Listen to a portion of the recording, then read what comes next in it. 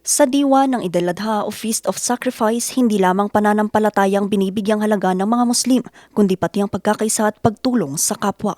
Patunay ang Tarlac City Muslim Marketing Cooperative na patuloy na nagsisikap mapalago ang kanilang negosyo hindi lang para sa kanilang miyembro, kundi para rin sa susunod na henerasyon ng mga Muslim sa Tarlac. Pag sinabi nating halal, hindi lang ito para sa pagkain, kung hindi ito yung nagpapalinis o nagpapa-purify sa mga pagkain ng mga Muslim.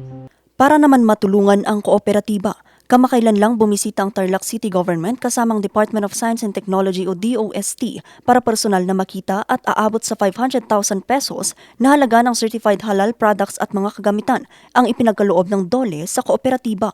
Kabilang dito ang mga appliances tulad ng rice cooker, refrigerator, laptop at iba pang gamit na makakatulong sa operasyon ng kanilang halal store. Ang tulong sa ilalim ng DOLE Integrated Livelihood Program o DILP natanggap matapos i-endorso ng pamahalang lungsod ng Tarlac sa pangunguna ni Mayor Susan Yap.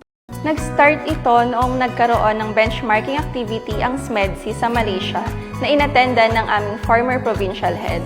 As part ng kanyang re-entry plan, naghanap kami ng cooperative or group na align sa halal ang business. Ayon sa lokal na pamahalaan, layunin ng programa na mapalakas ang kabuhayan ng mga kooperatiba at makapagbigay ng mas maraming oportunidad sa mga miyembro nito. Kaugnay nito, nagsagawa rin ng Entrepreneurial Development Training ang Peso Tarlac kasama ang DOLE para sa mga Muslim cooperatives.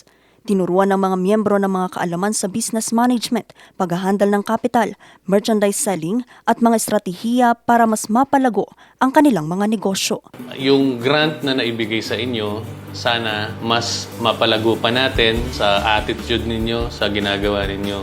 Mapapalaki pa ninyo doble, triple sa pamamagitan ng pagpupursige sa pagninegosyo. Ayon naman kay Mayor Susan Yap, patuloy na susuportahan ng lokal na pamahalaan ang mga programang nagbibigay ng dagdag kabuhayan at oportunidad sa mga Tarlakenyo. Samantala, tumanggap naman ng 200,000 pesos interest-free cooperative loan ng Tarlac City Calamansi Growers Agriculture Cooperative bilang suporta sa kanilang produksyon at kabuhayan. Patunay ang mga programang ito na sa pamamagitan ng pagkakaisa ng mga ahensya at pamahalaan, mas maraming pamilya ang matutulungan at mas mapapalakas pa ang pagpapaunlad sa bawat sektor ng lungsod. Vanessa Bugtong, Nation on the Move.